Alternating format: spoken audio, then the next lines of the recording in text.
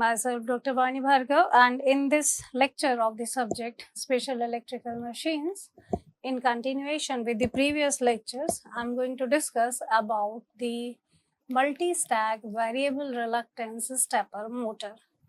Just to remind you what we discussed in previous classes of this subject, covering the unit 2 of the curriculum as per AKTU syllabus. We discussed about stepper motors. Unit 2 of the subject Special Electrical Machines is all about these stepper motors. So basic construction, their operation, we discussed their types, applications, etc. Then we started with variable reluctance stepper motor. So there are, just to remind you, there are 3 types of stepper motors: variable reluctance stepper motor, permanent magnet stepper motor, and hybrid stepper motor, where hybrid stepper motors are nothing but the combination of permanent magnet stepper motors and variable reluctance stepper motors to combine the features of both of them in one motor and to reduce the step angle. So we started with variable reluctance stepper motor. We discussed that there are 2 types of variable reluctance stepper motors. The 2 types are single stack VR and multi-stack VR stepper motor. We have already discussed the single stack variable reluctance stepper motor. And now, just to remind you, recall, this is the variable single stack variable reluctance stepper motor. So if you remember, the basic construction of the machine is to have salient stator poles, and on these salient stator poles, the stator windings are provided. So in this particular diagram, you can see that there are 4 phases. Then A we are having B, we are having C, and we are having D. One phase winding is formed by this, second phase winding formed by this, third phase winding formed by this, and fourth phase winding formed by the winding placed on D and D dash of the salient structure of the stator. You can also see over here that rotor is a 6-pole rotor. The basic operation of single stack variable reluctance stepper motor is when a particular phase of the stator is energized, the rotor moves itself to align with the minimum reluctance path as per the phase which is energized. This is the simplest switching circuit for a single stack variable reluctance stepper motor. Phase A can be energized, phase B can be energized, C can be energized, D can be energized, and depending upon mode of operation, we were supposed to operate these switches to energize either a single phase or 2 phases at a time. The working we have already discussed. We have also discussed the truth table for the operation of variable reluctance single stack stepper motor. We have also discussed the modes of excitation. So just to remind you, the modes of excitation were single phase or full step on, 2 phase on, half step mode, which is 2-1-2-1 phase energized in a particular sequence, and then micro step mode. So these were the various modes of operation we have already discussed in previous lecture. Now let us move to multi-stack variable reluctance stepper motor. Why I revised the single stack variable reluctance stepper motor? Because the multi-stack stepper motor actually consists of a number of single stack variable reluctance stepper motors, right? The multi-stacking is usually done, to obtain the step angle of the motor in a wider range, typically from 2 degree to 15 degree. Although the 3 stacks are common in a multi-stack motor, but the multi-stack motors may employ as many as 7 stacks. So this type is also known as the cascade type. Right, now what is the basic structure? A cutaway view of 3-stack multi-stack variable reluctance stepper motor is shown over here. This is the first stack, then we are having second stack, this is the third stack. Now pay attention over this. This is representing one stack and we are having identical 2 more stacks.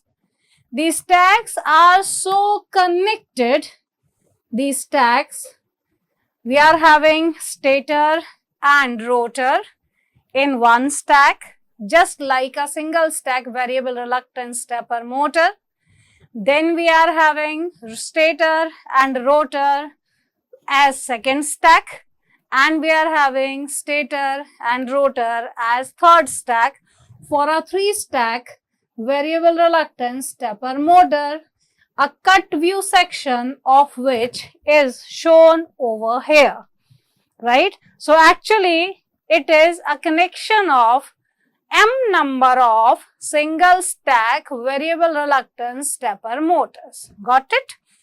Now what is important over here? Let us consider some salient points related with the multi-stack variable reluctance stepper motor, right? As I have already mentioned, they are used to obtain smaller step size, typically in the range of 2 degree to 15 degree.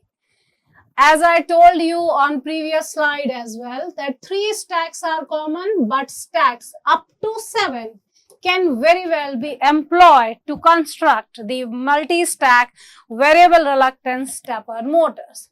Now let us consider a generalized M-stack motor. So, M-stack motor, a M-stack variable reluctance stepper motor can be viewed as consisting of M identical, right? This is important. M identical single stack variable reluctance motors with their rotors mounted on the common shaft. So it can be viewed as consisting of M identical single stack variable reluctance stepper motors, and the rotors of all these 3 stacks or M number of stacks, individual stacks, are mounted over the common shaft. What it means? If rotor of stack A is moving, it will move along with itself the rotors of stack B as well as stack C, right? Likewise, if rotor of stack B is experiencing some force and moving as a result of this force, then the rotor stacks of A and C are also going to move along with these rotor of stack B, as all of them are mounted on the common shaft, right? The stators and rotors have the same number of poles or teeth and therefore same tooth pitch, same pole pitch, right? Number of poles over the stator and rotor are same.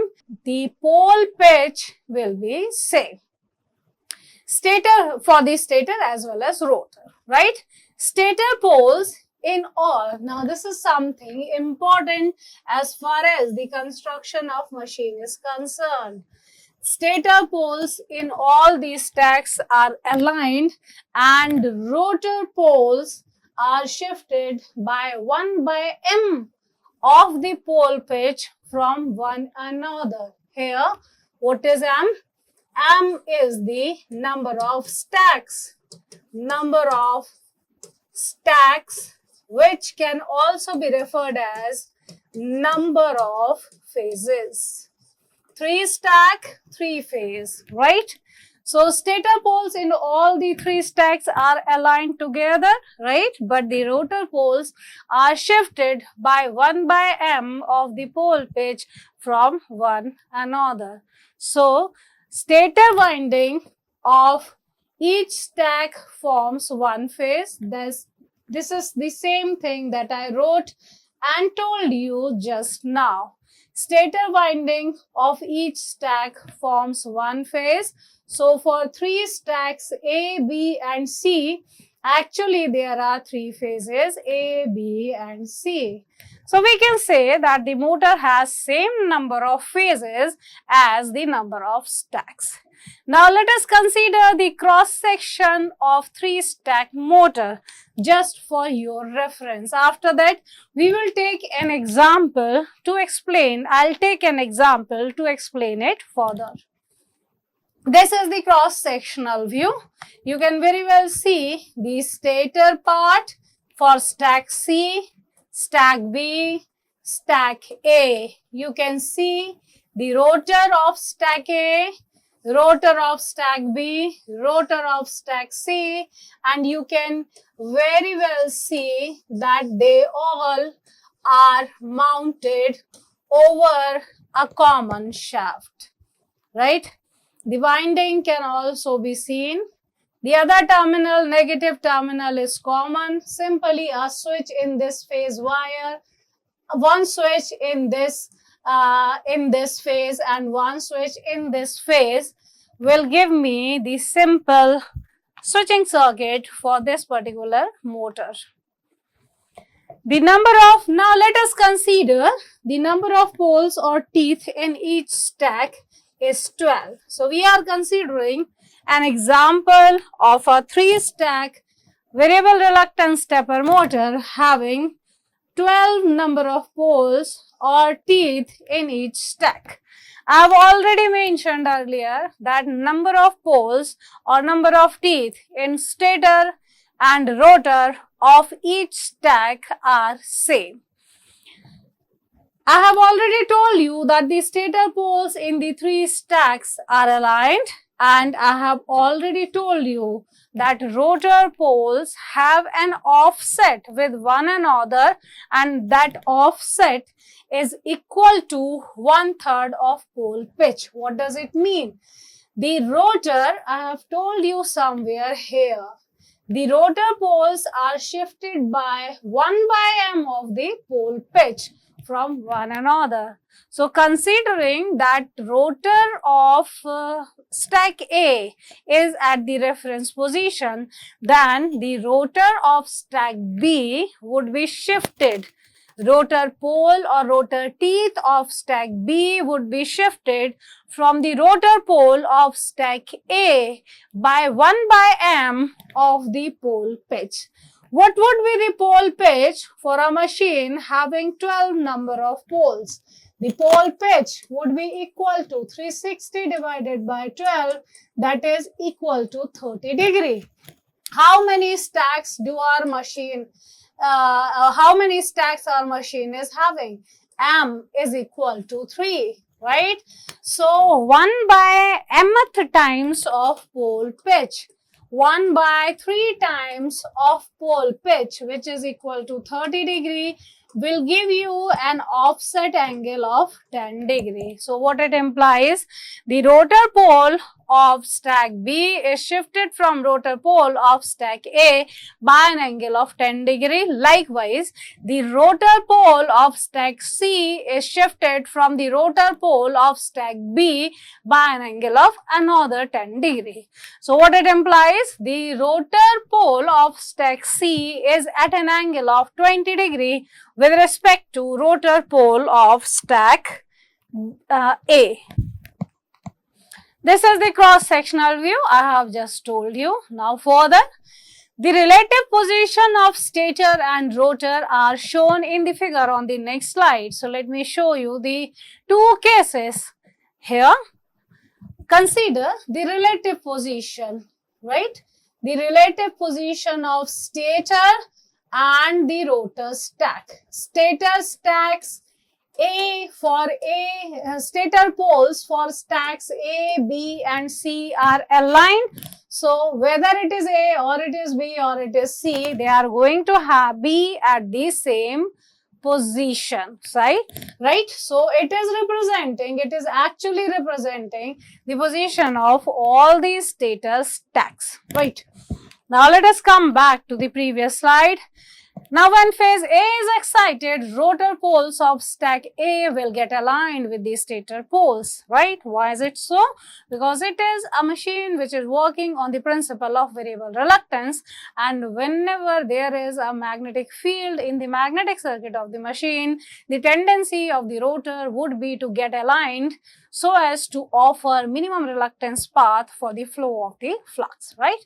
So now when phase A is excited, the rotor poles of stack A, right? Rotor poles of stack A will align itself with the stator poles. This can very well be seen from this particular figure.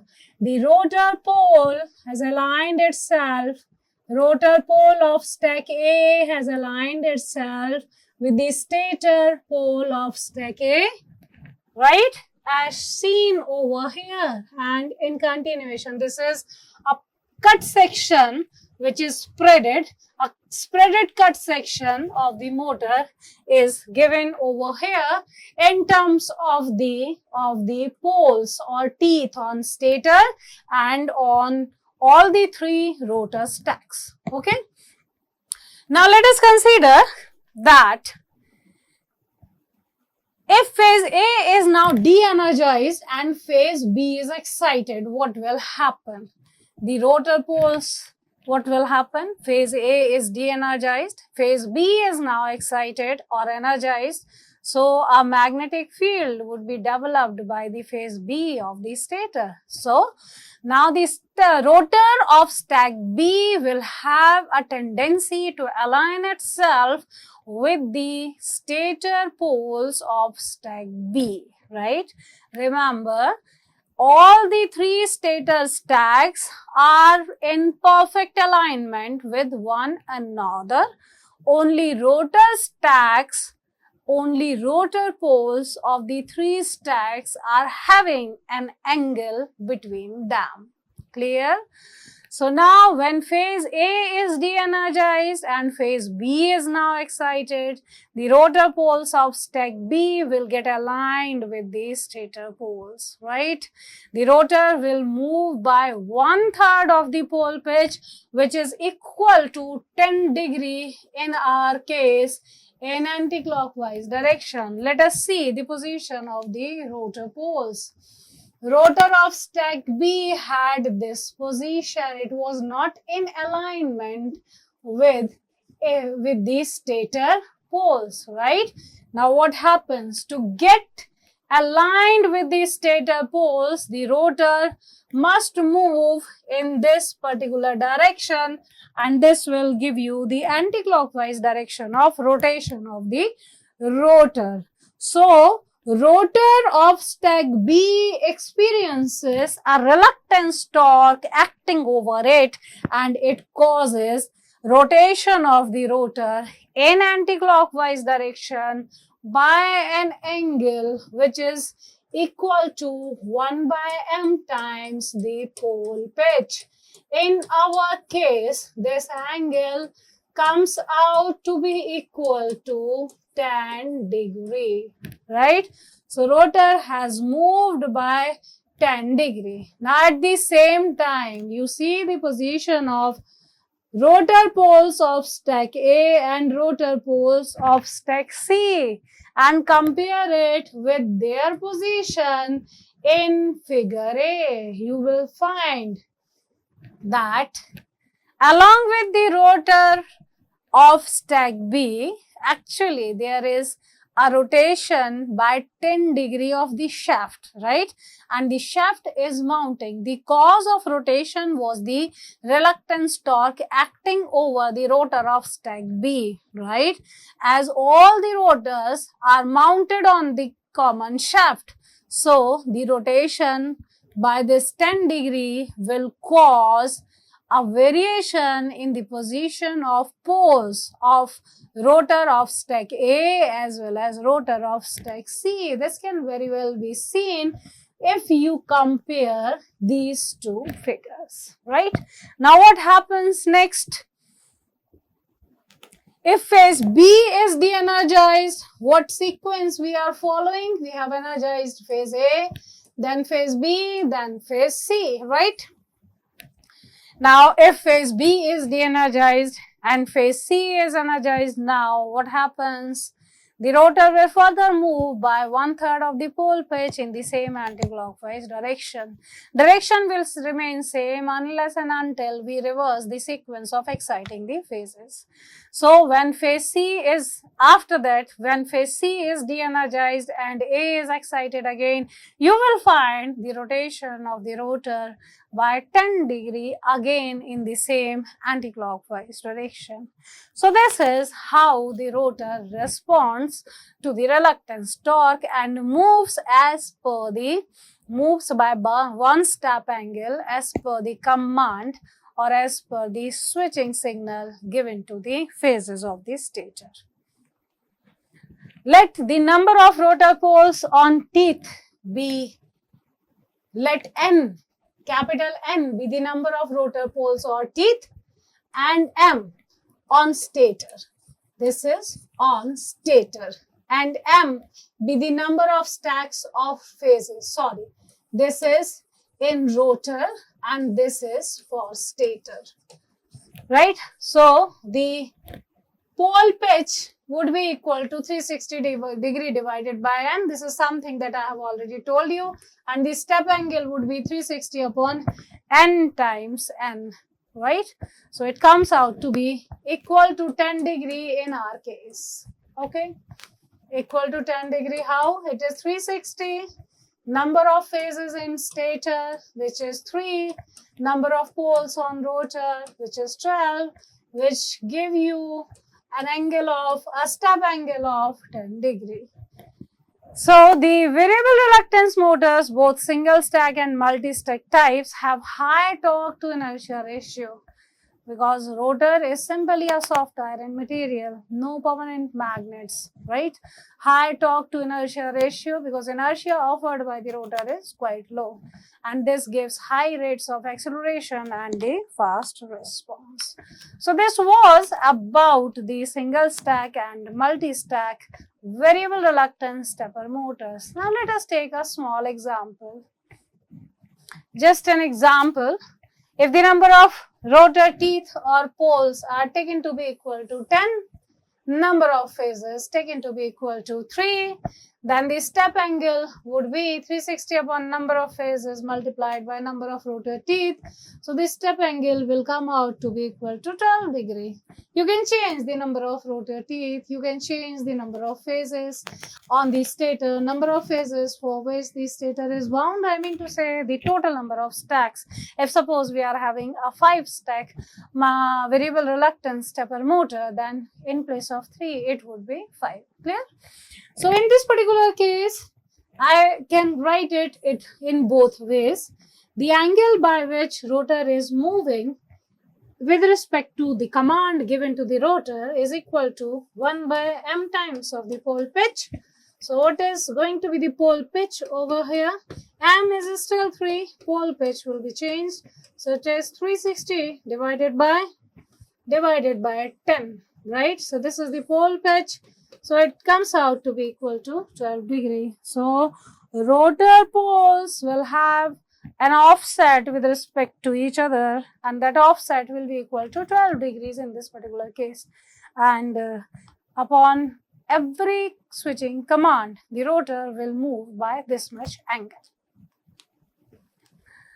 Now let us start let me start the permanent magnet stepper motor, and I'll only cover it in brief, and in the lecture after this, in the next lecture in sequence, I'll go into the details of permanent magnet stepper motor.